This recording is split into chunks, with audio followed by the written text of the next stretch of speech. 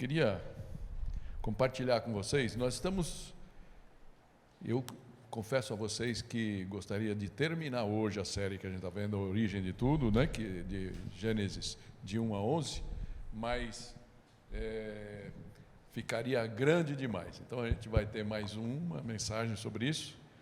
E eu estava pensando, né, hoje vocês vão ver que nós vamos ver, só para você saber, se você quiser ir abrindo aí, nós vamos ver de Gênesis 10, né, então desde o 10:1, nós vamos ver até capítulo 11, 9.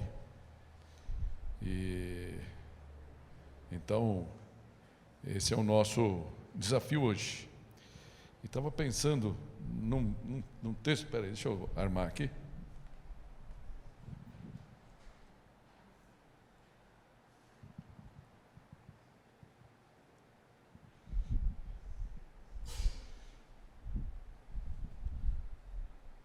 Tudo bem.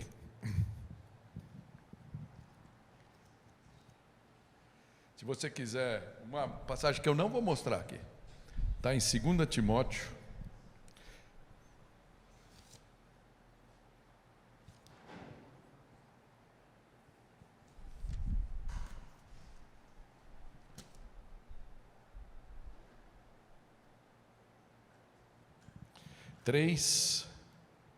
versículos 16 e 17.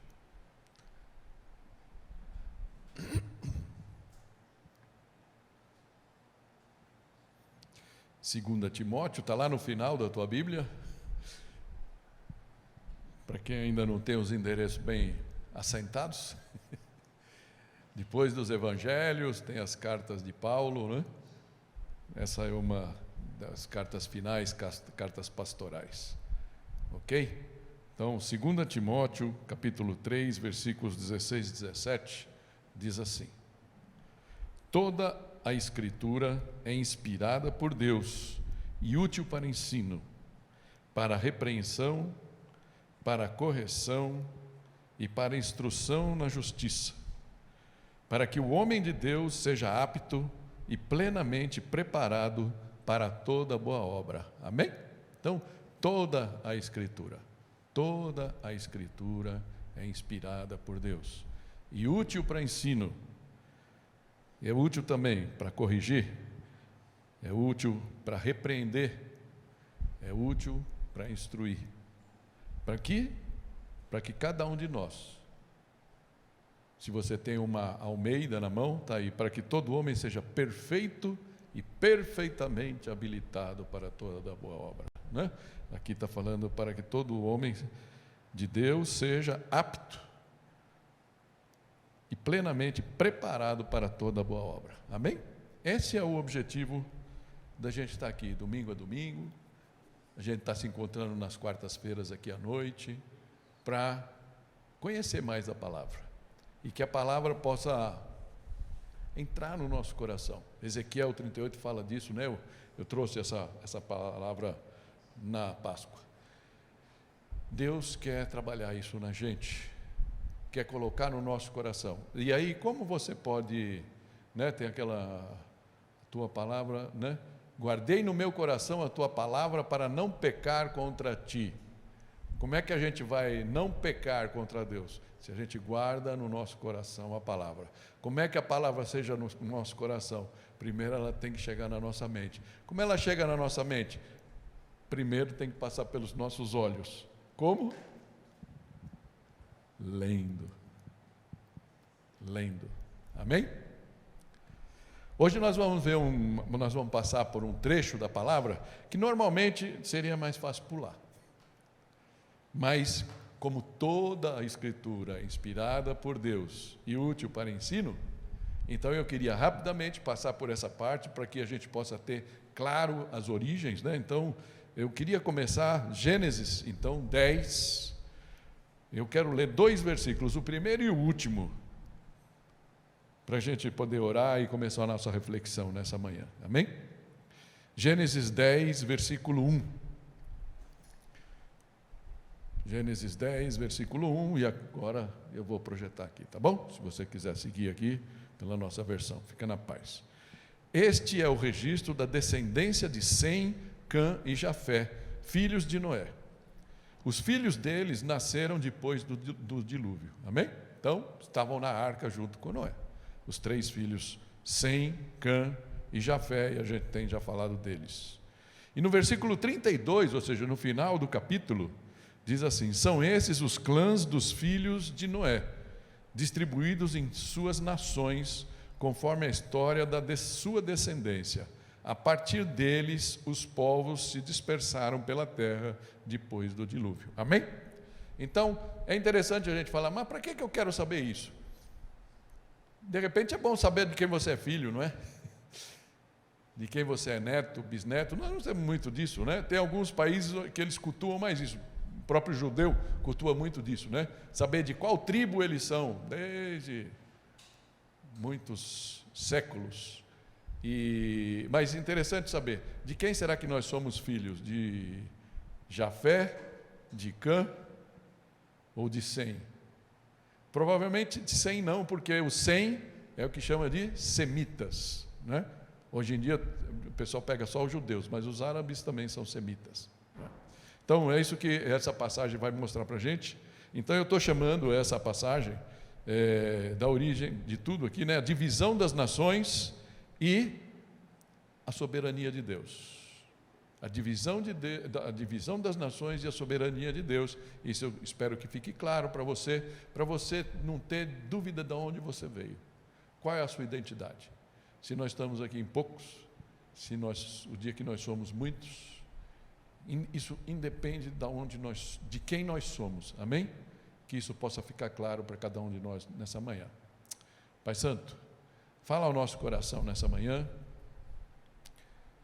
fortalece, Pai, o nosso coração, que saibamos, Pai, que Tu estás no controle de tudo, porque Tu és soberano sobre a terra, Tu és soberano sobre a nossa vida, Tu és soberano sobre a nossa igreja, Pai, Tu és soberano sobre esse culto que nós queremos entregar a Ti de todo o coração.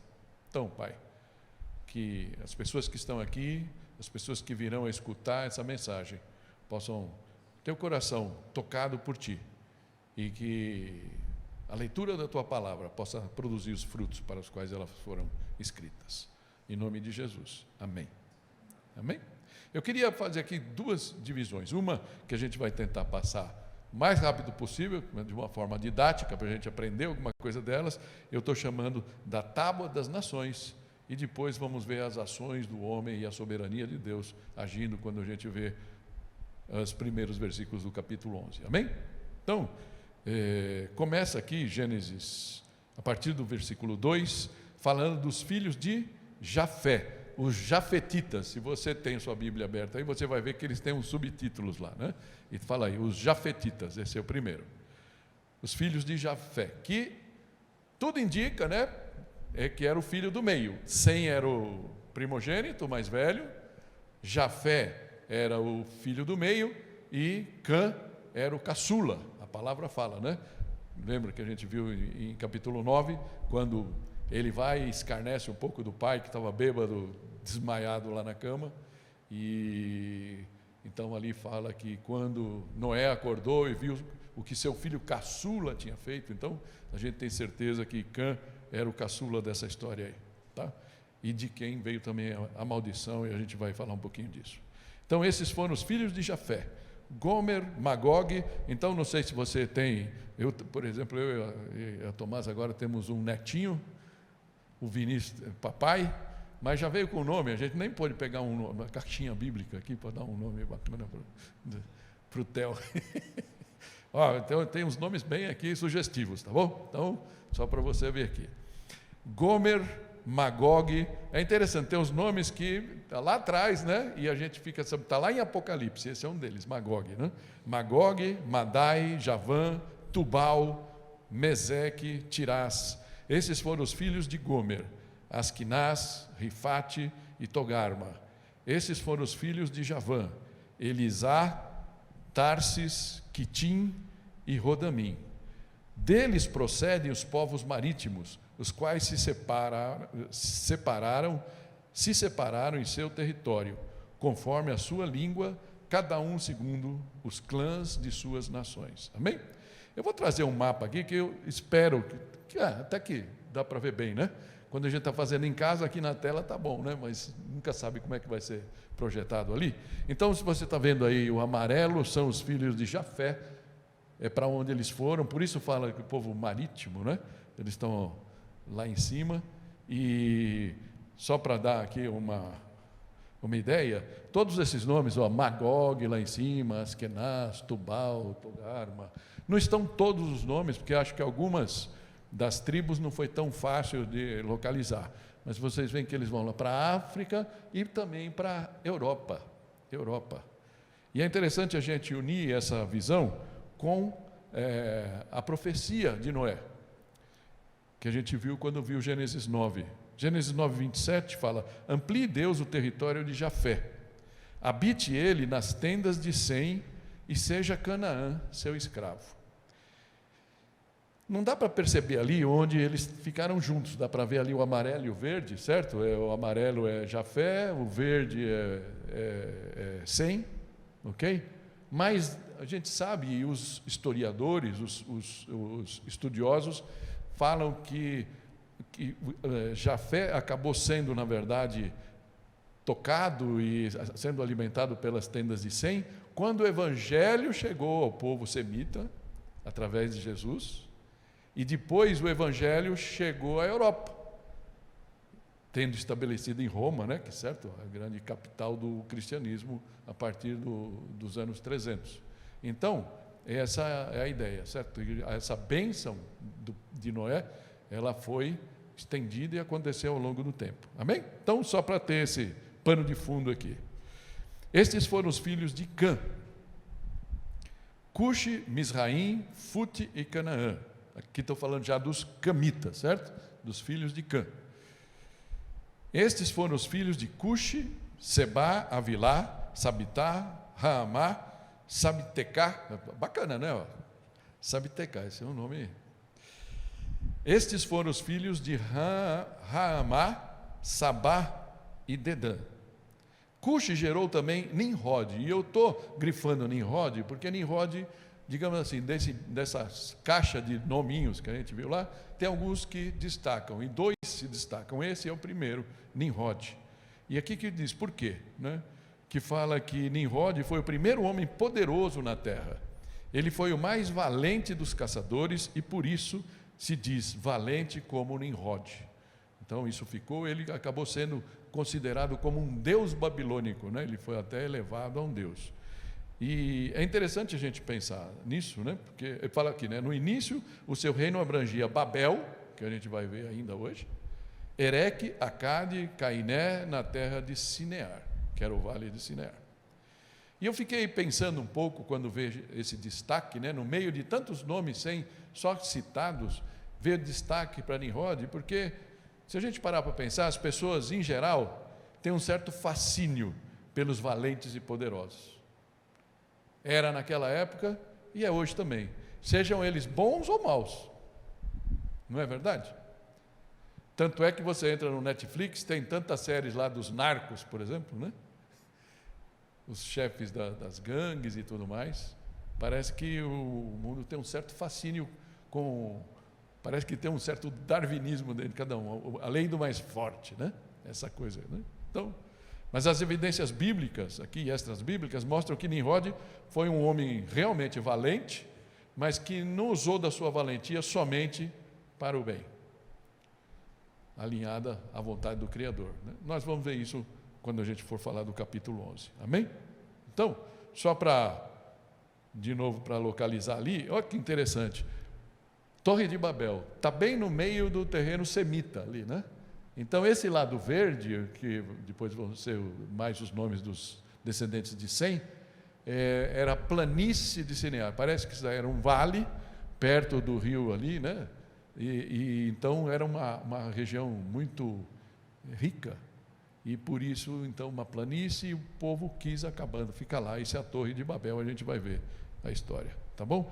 E também ali, do lado de cá um pouquinho, está Israel e Canaã, é uma pequena faixinha ali, que cabe dentro do estado de São Paulo, é uma fração do estado de São Paulo, eu não tenho esse mapa para mostrar, mas é realmente uma tirinha danada. E ali teve tanta briga, tem briga até hoje. Tá bom? E é ali que os filhos os de Canaã, né? Certo? Que era o caçula de Cã, acabaram dominando antes que os judeus tenham chegado por lá. Versículo 11 fala: dessa terra ele partiu para a Síria, onde fundou Nínive, Reobote-ir e Calá, e Recém, que fica entre Nínive e Calá, a grande cidade. Misraim gerou os Ludicas. Misraim acabou sendo um nome para Egito também. Luditas, e os Ananitas, os Leabitas e os Nafituitas, os Patruzitas, os Casluitas, trava-línguas, né? Dos quais se originaram os filisteus. Esses também importunaram os judeus sobre toda a vida, né? Filistia, que hoje é o quê? A Palestina, né? Daí vem. E os Caftoritas. Então, os descendentes de Cã sempre foram os que antagonizaram com Israel. Esse mapa aqui, ele mostra um pouquinho mais, para ver que dentro do verdinho ali, eu não sei se eu consigo, não vou me meter aqui, voltou, né? Se eu fizer assim.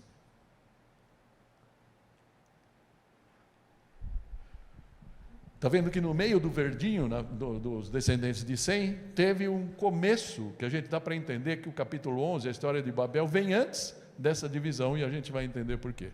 Então, quando eles ainda estavam juntos, Nimrod acabou fazendo ali o seu trabalho grande ali, o seu reino ali dentro da área que depois foi semita, né? E também os outros filhos de Cã aqui, que aparecem aqui para baixo. Amém? Então, só para a gente ter uma ideia geográfica da coisa. O texto segue, versículo 15: Canaã gerou Sidom, seu filho mais velho, e Et, como também os Jebuseus, os Amorreus, os Girgazeus. É interessante que essa turma é a turma que acabou, quando a gente vê lá, quando Moisés, né, e Josué, como se diz, lideram o povo judeu, né, saindo do Egito, saindo do deserto para entrar em Israel. Esses são os povos que estavam morando e dominando a Israel, a terra que emana leite e mel, né? Os amorreus, os girgazeus, os heveus, arqueus, sineus, o arvadeus, zemareus, amateus. Posteriormente, os clãs cananeus se espalharam, posteriormente a Babel. As fronteiras de Canaã estendiam-se desde Sidom, iam até Gerar e chegavam a Gaza, a famosa Gaza que está até hoje e está sendo fruto de tanta polêmica. E de lá prosseguiam até Sodoma e Gomorra, Adimar, Zeboim, chegando até Laza. São esses os descendentes de Cã, conforme seus clãs e línguas, em seus territórios e nações. Amém? A última parte do capítulo 10 vão falar dos semitas. Os Sem, né, que é o filho mais velho, irmão mais velho de Jafé, também gerou filhos. Sem foi o antepassado de todos os filhos de Éber. Eles foram os filhos de Sem: Elão, Assur, Arfaxade, Lude e Arã. Estes foram os filhos de Arã: Us, U, Jéter e Meseque. Arfaxade gerou Salá, e este gerou Éber. E é interessante que o nome hebreu vem justamente de Éber, os descendentes de Éber aqui. A Éber nasceram 2 filhos, um deles se chamou Peleg, e esse é outro nome que chama a atenção aqui, né? Porque Peleg, o que fala? Porque em sua época a terra foi dividida. Interessante que então foi nessa época que teve a Babel, né? Que os homens tentaram fazer aquela torre, e a gente vai comentar um pouquinho mais. Seu irmão chamou-se Joctã, né? Aqui a torre. Então dá para a gente perceber que talvez, se fosse para fazer cronologicamente, o capítulo 11 deveria vir antes do 10. Mas por que Moisés não fez isso? Porque ele queria ligar a linhagem, né? Falar da linhagem ligada à bênção que ele acabou de ver no capítulo 9, que a gente viu há 2 domingos atrás. Versículo 26, né, no finalzinho aí, fala: Joquitã gerou Almadá,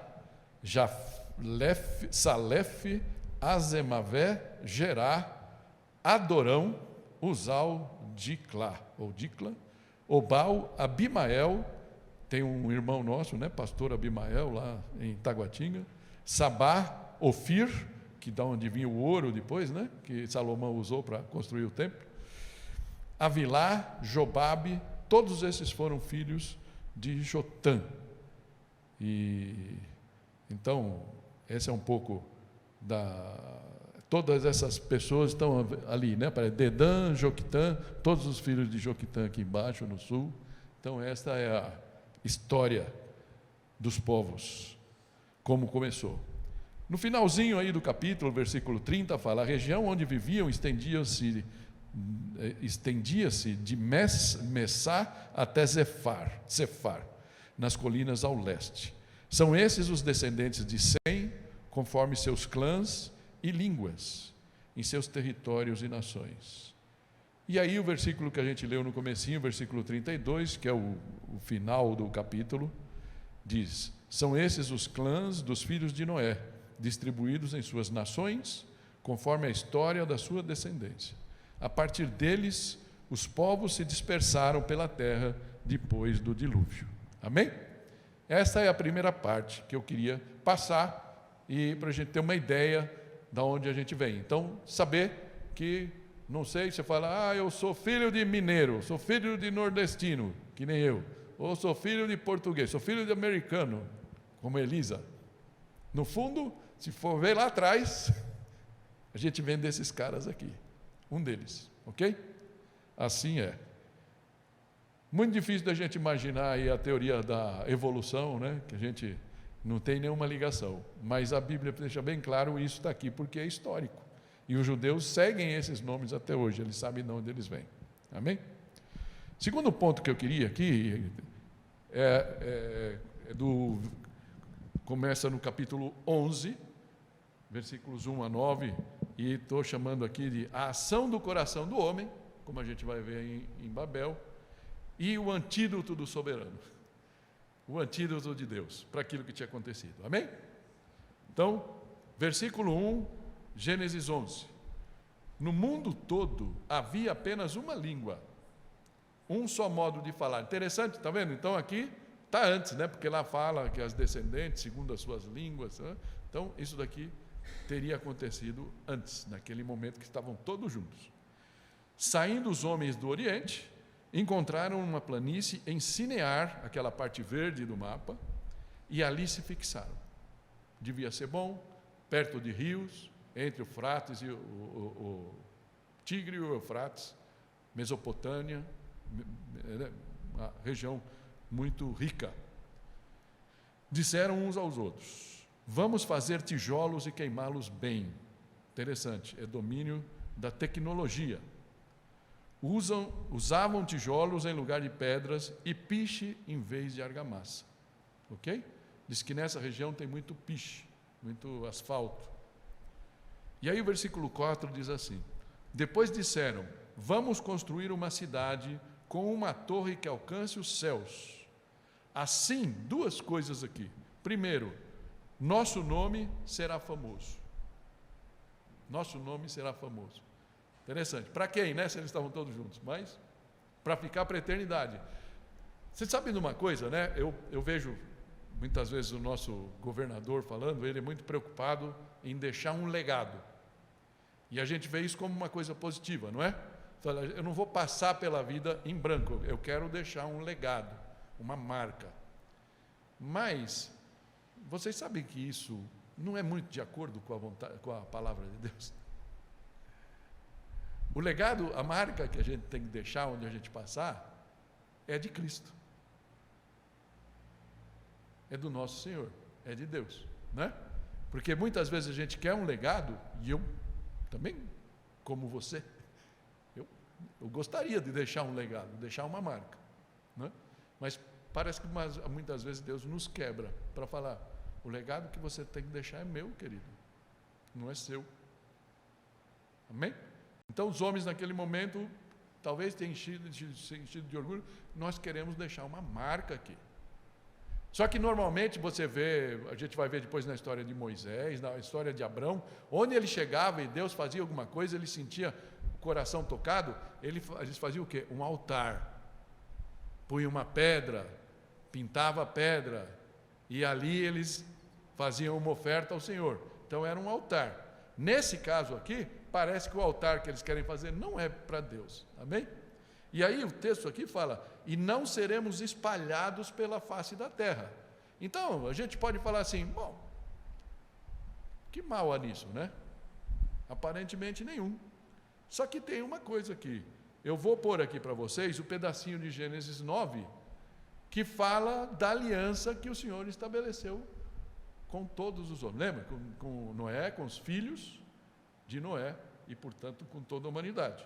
Deus abençoou, no versículo 1 de Gênesis 9 fala: Deus abençoou Noé e seus filhos, dizendo-lhes: sejam férteis, multipliquem-se e encham a terra.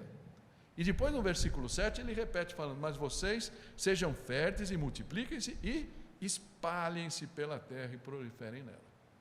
Então, quando aqueles homens, ou seja, aparentemente ainda todos juntos, os 3 clãs de Sem, Jafé e Cã, juntos, vão para a planície, era muito gostoso ali, devia ser uma terra realmente que emanava leite e mel, certo? Então eles falaram: vamos ficar por aqui, para que a gente vai sair aí que nem malucos?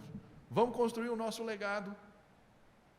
E portanto eles estavam desobedecendo a aliança que eles tinham feito com Deus, ok?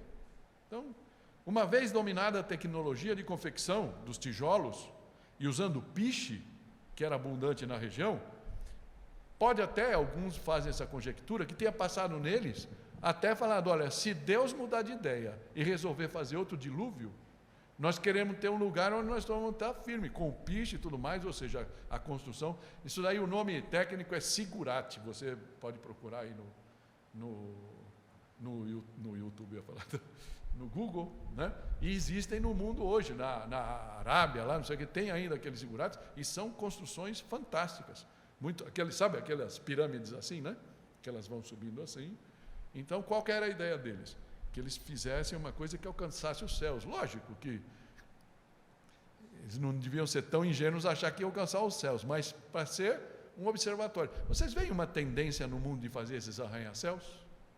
Cada um mais alto. De repente você tinha lá o Empire State, que foi em muitas décadas o edifício mais alto, e aí começou, e aí tem agora lá em Camboriú tem uma torre, e existem algumas cidades, infelizmente não guardei o nome na época, mas na Arábia Saudita tem um projeto megalomaníaco do príncipe lá, e ele está querendo fazer uma cidade que é uma linha que vai atravessar o deserto, e ela está em plena construção, não sei quantos milhares de quilômetros, vai atravessar todo o deserto, e a ideia é que o povo viva dentro dessa linha, não sei quantos quilômetros, acho que, sei lá, 500 metros, não sei, de largura, e é como se fosse um rio, só que é um edifício, é uma espécie de Babel, certo?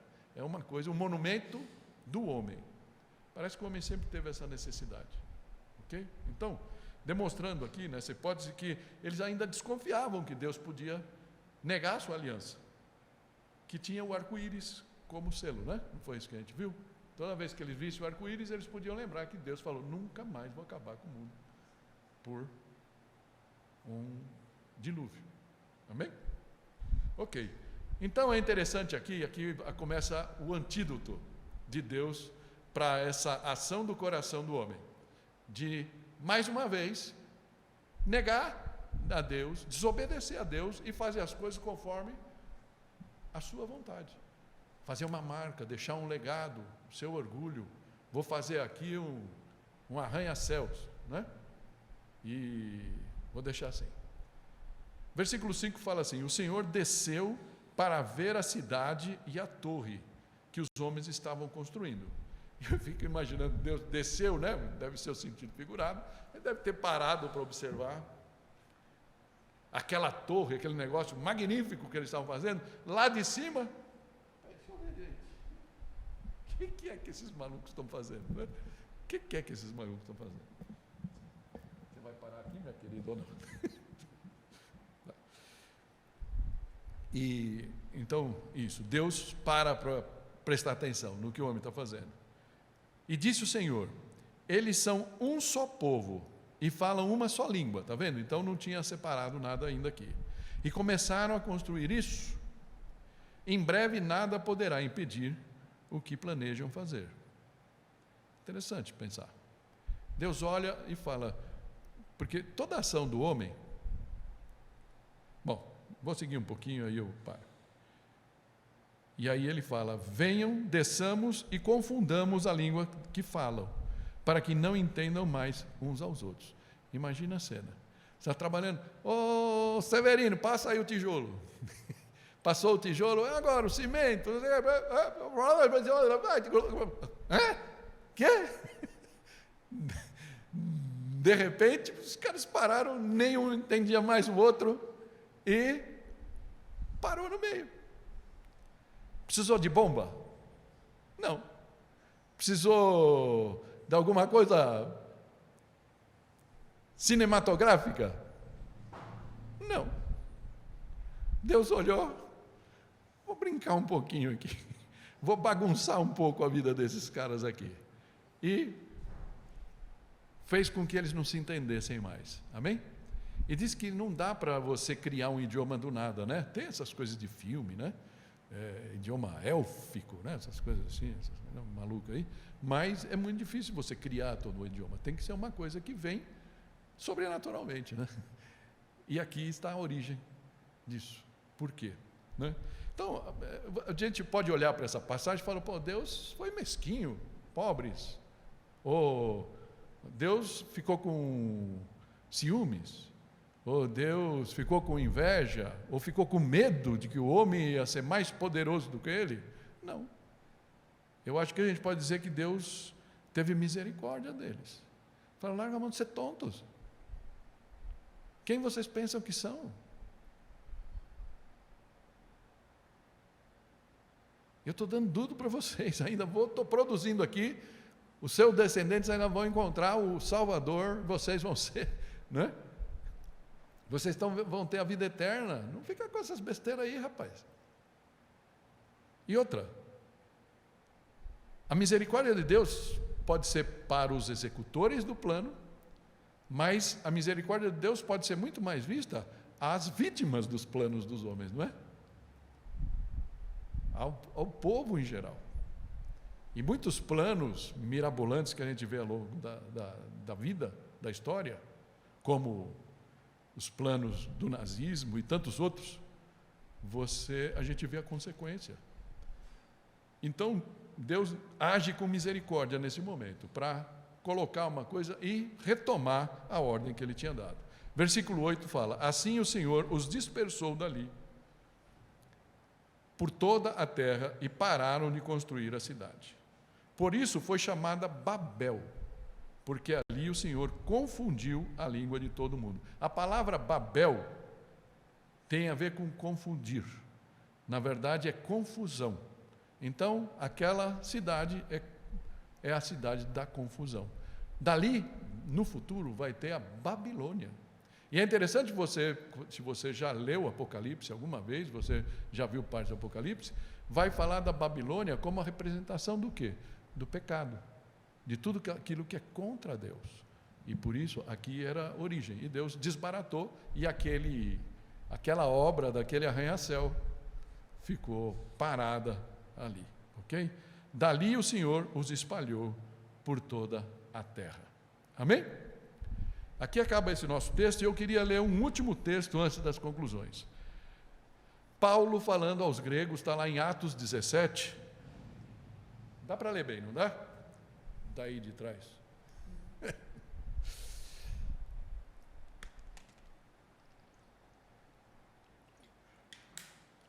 Esse texto é todo lindo, mas eu cortei só um pedaço aqui.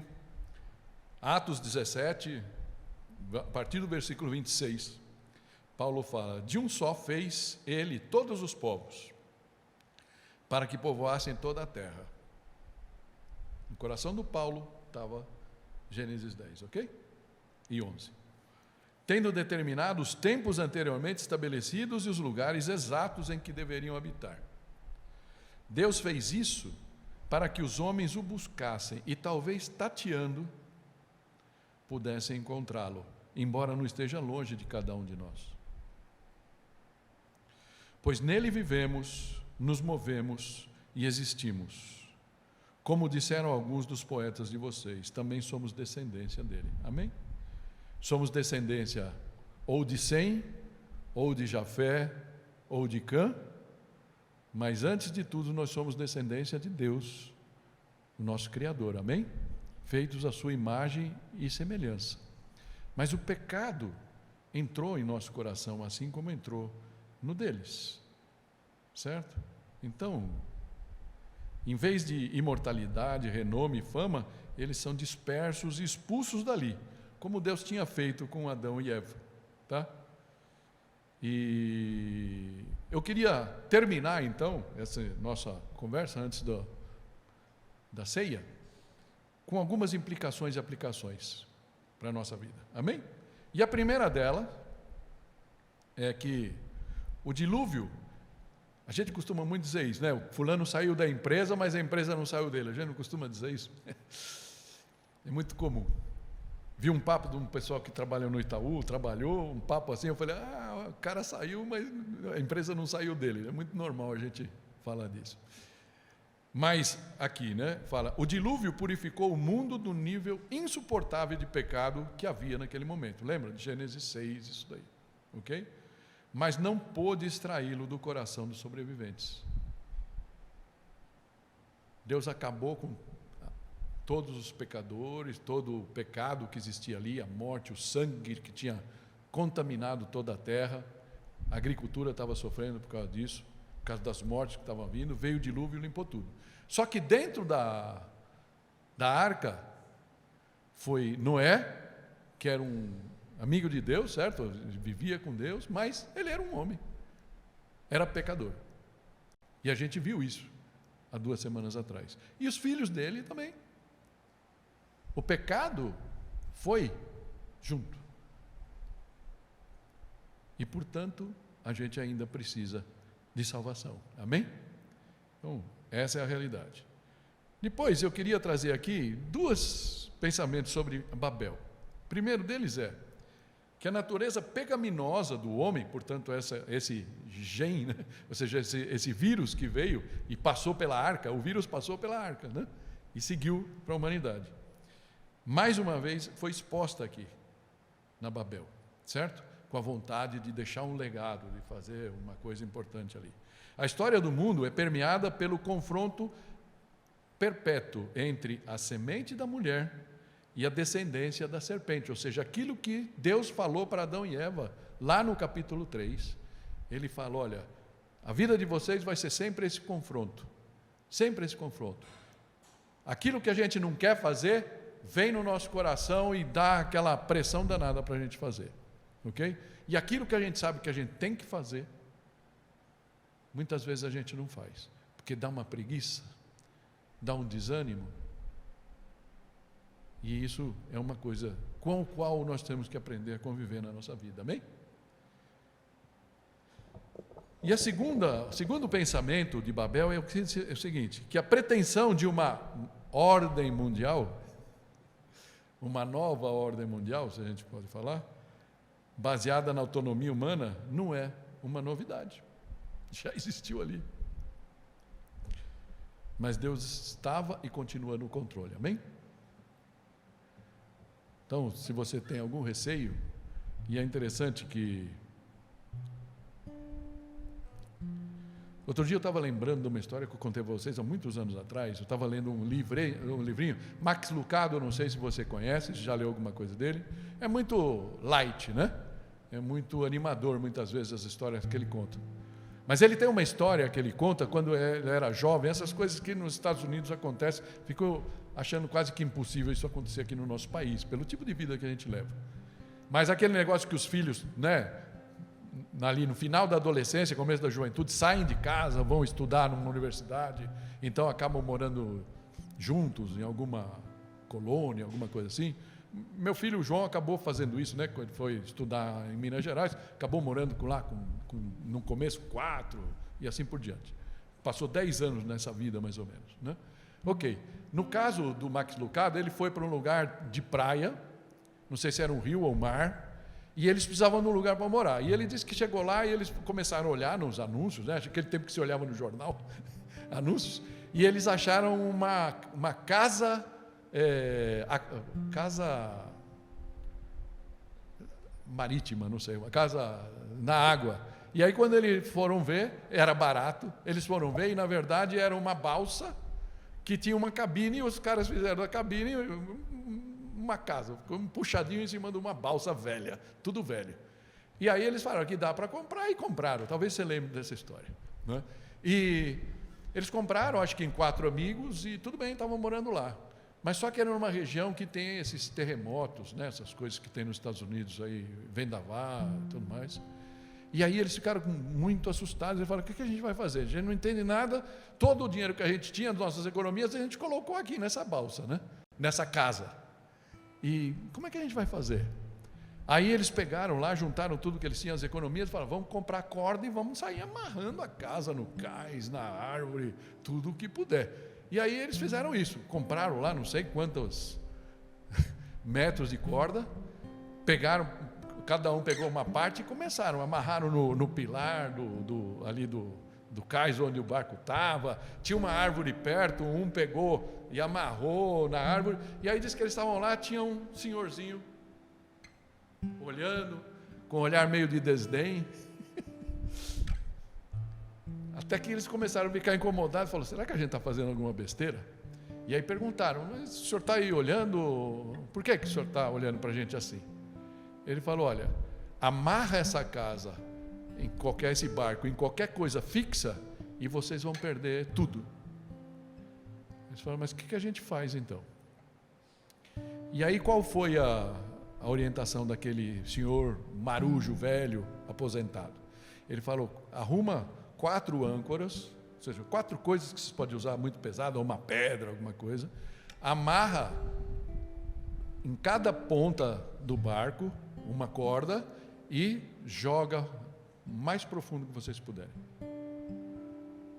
Então, e vai ficar totalmente solto, mas está amarrado no fundo, na rocha. E aí eles, como não sabiam nada, falaram, vamos confiar, preferimos confiar nele do que no que nós estamos fazendo, e fizeram isso, arrumaram lá 4 coisas, tipo âncora, e lançaram, e aquele barco então, aquilo tocou no fundo lá do cais, e veio a tempestade, e o barco bateu para lá, bateu para cá, e a árvore onde eles iam amarrar a árvore foi arrancada, voou tudo, essas coisas que a gente vê nos filmes. E aí no final de tudo, a casa dele estava lá, meio baqueada, mas firme. E eu acho que essa história talvez tenha me tocado mais ultimamente quando eu reli do que no tempo que eu compartilhei com vocês. Porque, por exemplo, esse tema, ordem mundial, tomou muito tempo meu, muita preocupação. O que vai acontecer? E aí Deus tem me ensinado uma coisa, que é isso que eu queria compartilhar com vocês. E o resto é importante o que eu pus aqui, mas talvez essa seja mais importante. Não importa o que você esteja passando na vida, lança as tuas âncoras sobre Jesus, que é a rocha. E o resto, vem uma nova ordem mundial, muda o governo, uma nova, agora já estão fabricando mais uma, né? Logo nós vamos ter que voltar aí para os cuidados, né? A febre aviária aí está começando, né? Então, essas coisas vêm. Mas se a nossa vida estiver ancorada, aquilo que Jesus fala lá em Mateus 7, no Sermão do Monte, não vamos ler, só estou mencionando. Ele fala, no final do Sermão do Monte, ele fala: aquele que ouve as minhas palavras e as pratica, é como aquele homem que constrói a sua casa sobre a rocha. Veio a tempestade, veio a chuva, veio o temporal e a casa continuou lá, porque nada pôde com ela. Mas aquele que ouve as minhas palavras e não as pratica, é como o homem insensato. Aí a Nivei fala, o homem tolo, que construiu a sua casa sobre areia. E na vida da gente é assim, a mesma pandemia, o mesmo temporal, o mesmo vendaval vem sobre todos, crentes e não crentes, não é assim? Só que aquele que fez a casa sobre areia, a sua ruína foi muito grande. Amém?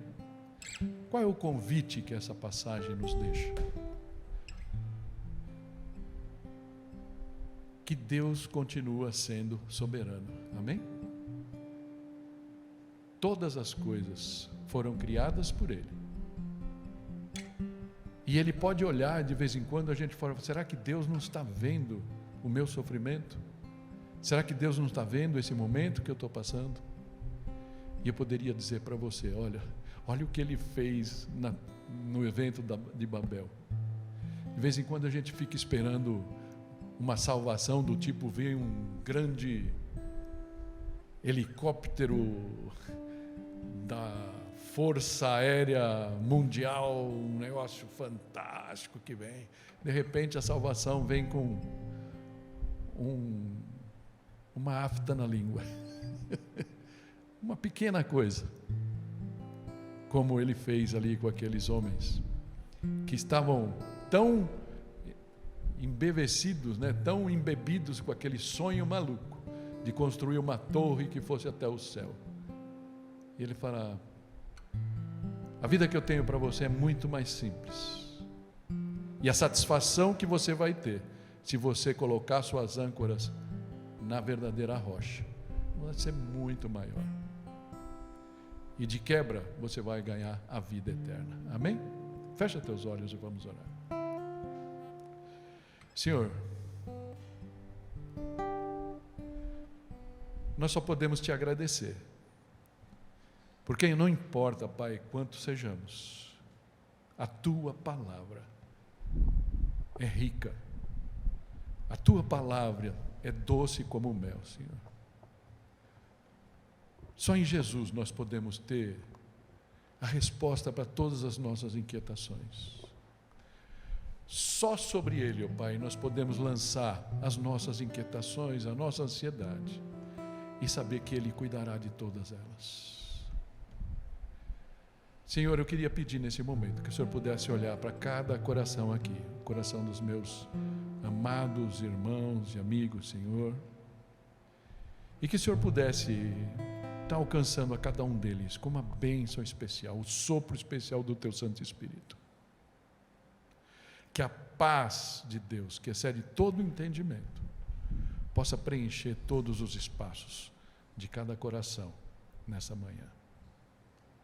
Te oramos também, ó Pai, por cada um dos nossos queridos irmãos e irmãs que estão passando por dificuldades nesse momento, Pai. Como Mateus, Senhor, que está no pronto-socorro junto com a Ellen, Senhor. Está com ele nesse momento. Que a Tua paz também possa inundar o coração dele e o corpo dele possa estar reagindo. Peço também pela Ana, minha filha, Senhor, que passou uma noite ruim, com febre. Tira tudo, Pai, em nome de Jesus. Que aqueles irmãos que estão viajando, que não estão entre nós hoje, que o Senhor possa preencher o coração deles, alcançá-los também com a Tua paz. Esse é o nosso pedido em nome de Jesus. Amém.